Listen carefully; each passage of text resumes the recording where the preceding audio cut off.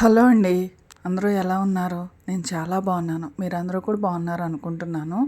అలానే సంక్రాంతి పండుగ ఏ విధంగా సెలబ్రేట్ చేసుకున్నారు? అందరూ బాగా చేసుకున్నారా అండి? నేను అమ్మ వాళ్ళ ఇంటి దగ్గర చాలా బాగా చేసుకున్నాను.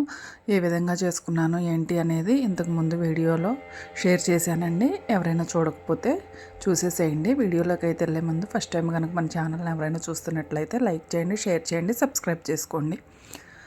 హాలిడేస్ అయిపోయాయి. అమ్మ వాళ్ళ ఇంటి దగ్గర నుంచి వచ్చేయటం కూడా అయిపోయిందండి. ఇక లగేజ్ అయితే ఈ విధంగా ఉంది. వచ్చిన వెంటనే హాల్లో ఇక అక్కడి నుంచి తెచ్చుకున్నవన్నీ కూడా ఇక ఇప్పుడైతే సర్దేసుకోవాలండి. దానికన్నా ముందు బట్టలు అయితే చాలా ఉన్నాయి. నేను ఊరు వెళ్ళాను కదా, ఇక ఇంట్లో మా హస్బెండ్ ఉన్నారు. తీసుకురావటానికి వరకు వచ్చారు. కనుమ రోజు ముందు రోజు వచ్చారనమాట. ఇక ముందు 3 డేస్ కూడా ఉంటాయి కదండి. ఆ బట్టలన్నీ కూడా నేను ఇక మిషన్ అయితే వేసేస్తున్నాను. మేము మార్నింగ్ టిఫిన్ చేసేసి లంచ్ టైంకి అయితే వచ్చేసామండి. నూజివీడు దగ్గరే అమ్మ వాళ్ళ ఊరైతే. లేట్ అయితే 2 అవర్స్, ఫాస్ట్గా వస్తే 1.5 అవర్లో అలా వచ్చేస్తాము. ఇక ఆఫ్టర్నూనే కాబట్టి బట్టలు అయితే మిషన్ వేసేసాను. నేను వచ్చేసరికి అత్తయ్య గారు అయితే వంట చేసేసారండి. క్యాబేజీ శనగపప్పు ఫ్రై చేసి బీరకాయ టమాటా చట్నీ చేశారు.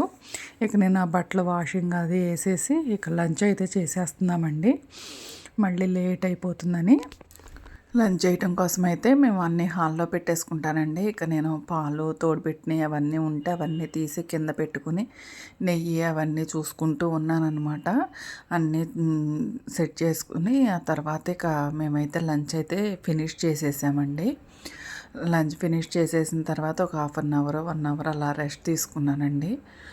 ఆఫ్టర్నూను కొద్దిసేపు రెస్ట్ తీసుకోవటం అలవాటు కాబట్టి రెస్ట్ తీసుకుని లెగిసిన తర్వాత అమ్మ వాళ్ళ ఇంటి దగ్గర నుంచి తెచ్చినవి ఉంటాయి కదండి, అవన్నీ కూడా సర్దేసుకున్నాను. అమ్మ వాళ్ళ ఇంట్లో ఏం చేసామంటే అరిసెలు, పప్పు చెక్కలు అంటాము మేము వీటిని.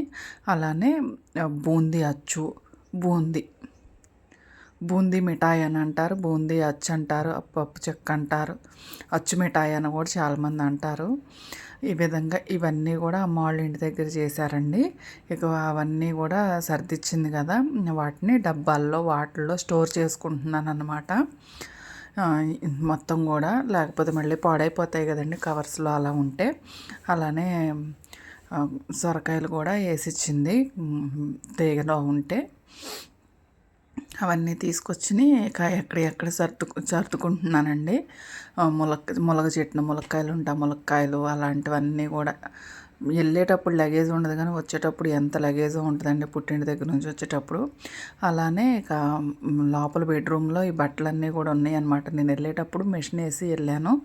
అత్తయ్య గారు వాటిని తీగల మీద ఆరేస్తే వాటిని ఎండిపోయిన తర్వాత తీసుకొచ్చి బెడ్ పైన వేసేసారనమాట. ఇక వాటన్నిటిని కూడా నేను ఈవినింగ్ టైం ఫోల్డ్ చేసుకుంటున్నానండి. ఇదంతా వచ్చిన రోజున ఈవినింగ్, అంటే మాకు సండే వరకు అయితే హాలిడేస్ ఇవ్వలేదండి. ఫ్రైడే నుంచి స్కూల్ ఉంది కాబట్టి మేము థర్స్డేనే వచ్చేసాము. ఇక థర్స్డే రోజు ఈవినింగ్ అనమాట ఇదంతా కూడా. ఫ్రైడే మార్నింగ్ స్కూల్కి వెళ్ళాలి వాళ్ళు. ఇక బట్టలు అన్నీ కూడా ఫోల్డ్ చేసేసుకుంటున్నానండి. ఈరోజు నైట్కి అయితే ఈ పని చేసి పెట్టుకున్నాను. ఇది వచ్చేసి నెక్స్ట్ డే మార్నింగ్ అండి. వాళ్ళకి ఎలాగో లంచ్ బాక్సెస్ అవి రెడీ చేయాలి కాబట్టి సొరకాయ కూర చేస్తున్నానండి. పాలు పోసి వండుతాను అనమాట. సొరకాయ ఎగురు, ఓవైపు సొరకాయ ఎగురు, ఓవైపు అన్నం అలా బియ్యం గడిగి పెట్టాను. రైస్ ఉడుకుతుంది. అలానే మనం పుట్టింటి దగ్గర ఎన్ని రోజులున్నా మనం ఇంటికి వచ్చిన వెంటనే మన పనులు అనేది ఖచ్చితంగా స్టార్ట్ అయిపోతాయండి. అక్కడ చక్కగా రెస్ట్ తీసుకుంటాము. ఇంటికి వచ్చిన దగ్గర నుంచి మళ్ళీ మనం హౌస్ వైఫ్గా మళ్ళీ మన పనులు మనకైతే స్టార్ట్ అయిపోతాయి. ఏది లేట్ అవ్వదు, ఏది ఆగిపోదు అనమాట. ఆ విధంగా అయితే వాళ్ళని స్కూల్కి రెడీ చేసి పంపించేసిన తర్వాత నేను పంపిద్దామని బయటికి వెళ్ళినప్పుడు అప్పుడే గంగిరెద్దులు వచ్చాయండి.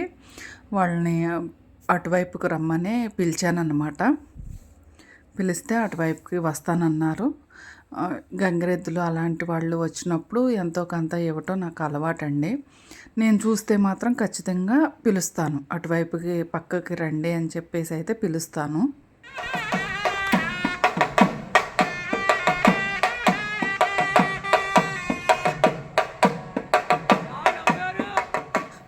పైకైతే రానివ్వరు కదండి. అందుకని చెప్పేసి కొద్దిగా అటువైపుకు పక్కకు రమ్మంటాను. మా బాల్కనీ వైపుకి రమ్మని చెప్పేసి అటు బకెట్‌లో ఎంతో కొంత వేస్తానండి. తీసుకొని వెళ్ళిపోతారు. అందులో ఇచ్చినంత మాత్రాన మనకేమీ అయిపోదు కదండీ. ఇక వాళ్ళు వెళ్ళిపోయిన తర్వాత మిగిలిన పనులైతే చూసుకుంటున్నాను. మిగిలిన పనులన్నీ చేసుకుని ఆఫ్టర్‌నూన్ కొద్దిగా పడుకునేసరికి కొంచెం బాగా చలిగా అనిపించిందండి. సరే బాగా చలిగా ఉంది ఏంటో అని చెప్పి ఓ చలి పుడుతుంది బాగా దుప్పటి అది ముసుగు పెట్టుకుని కూసేపు పడుకున్నాను. సరే ఫీవర్ ఎంత ఉందో చూద్దామంటే అప్పుడే రేజ్ అవుతూ ఉందండి. 98.5 అట్లా రేజ్ అవుతూ ఉంది. ఇక జ్వరం వచ్చినట్టేలే అని అనుకున్నాను. ఇక ఈ విధంగా అయితే 2 డేస్ రెస్ట్ తీసుకున్నానండి. ఇక ఇవాళకైతే ఇదేనండి వీడియో. నెక్స్ట్ వీడియోతోటి మళ్ళీ మీ ముందుకు వచ్చేస్తాను.